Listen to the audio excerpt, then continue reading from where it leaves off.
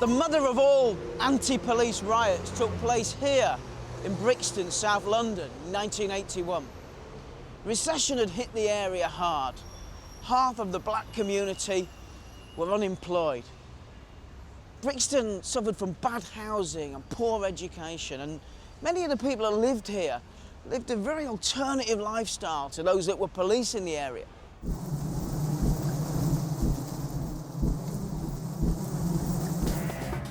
In April 1981, to counter an ever-increasing crime rate in Brixton, the police launched Operation Swamp. In just 8 days, these streets saw over 1,000 people, mainly young black men, stopped and searched. The police called this aggressive law enforcement, but to the community, it just seemed to be over-the-top, heavy-handed policing. They felt that the police were using the sus laws as an expression of their fundamental racism.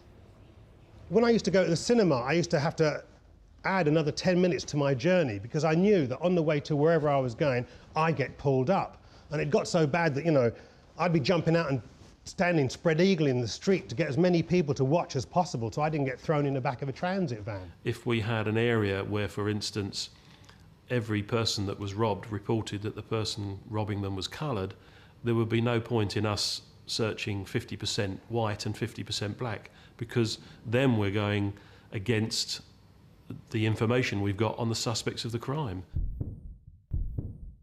In this tense atmosphere, locals warned that it would only take a small spark to set Brixton alight.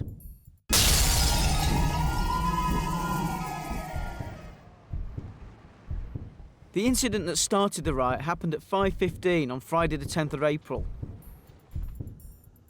A black youth with a knife wound was stopped by police in Railton Road. Blacker Dread was right there and was a key figure in what happened next. The guy's been stabbed, he's bleeding to death. He needs to go to hospital. Hospital was about 3-4 minutes down the road. The best person to take him apart from an ambulance is a police car, and they didn't pick him up, so we picked him up.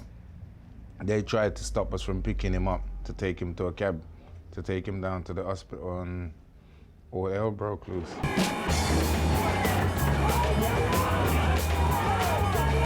Those 3 police are really responsible for the Brixton Riot, because if they just picked up that guy, taken him to the hospital, there would have never been a Brixton Riot. Whilst there may have been indiscretions by some officers, in the majority, you have to remember there were probably several hundred officers there, and we're talking 1 or 2 minor incidents. This police indiscretion was the catalyst for the community's pent-up hatred and frustration at the police to explode onto the streets. For the first hour or so, officers with blood on their faces and shirts waited anxiously for reinforcements. One constable turned out to be an inspector in a borrowed helmet. About half a dozen policemen were forced by a barrage of bricks and bottles into this cafe here. They protected themselves as best they could with their truncheons and dustbin lids. It was like them versus us, really. And anywhere you saw police, you'd probably go and attack the vehicle, and if they saw you, they'd be attacking you, So did you think you had a fair chance against them? Well, they had their batons, and them batons are really, really tough. It wasn't like them soft things that they're using now. You get one hit from that, it'd probably break a bone.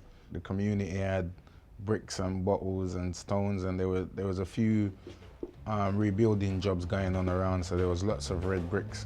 The feeling was that we were really there to be the target. After maybe 4 or 5 hours, the PCs themselves on the front line were getting fed up with just taking the bricks being thrown at them all the time and no decisions being made by senior officers.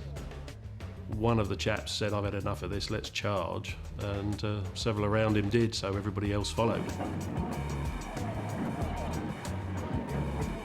We heard it kicked off in Brixton. Yeah. And fun enough, I had a guest from America, a white guy, Peter Doherty, who works for MTV.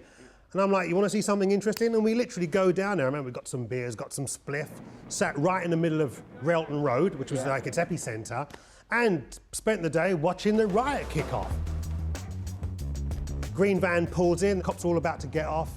Brothers picked up bricks, bottles and whatever was to hand, and they could not get off that bus for about 3 hours until another 2 transit vans came in to kind of free them up. You know, later that afternoon, the cars are being tipped over, they're being set alight. After almost 24 hours of rioting, community leaders urged the police to pull out to prevent further violence. The only way to defuse this situation is by decreasing the presence of the police within the area at the present time, because they see the police as their target. They want police withdrawn, see, and I'm not prepared to do that. Why not? Isn't it? Well, I mean, is that not a reasonable? Well, no, because I think if we withdraw, then we shall allow them to do as they wish. The police were totally unprepared for the ferocity of the violence. This was a new experience for most officers. When the senior officers visited, they came down in their normal uniform with a soft hat. One of the senior officers was hit with a brick and taken off to hospital. Things got worse when outsiders came into the area to teach the locals how to make petrol bombs. What about Molotov cocktails, petrol bombs? That was a new phenomenon then, where we didn't know anything about petrol bombs. Obviously, people came in, some outside elements came in and taught us how to use these things, you know what I mean? Who were those people? I don't even know if they were Irish or English or what, but it was some white boys.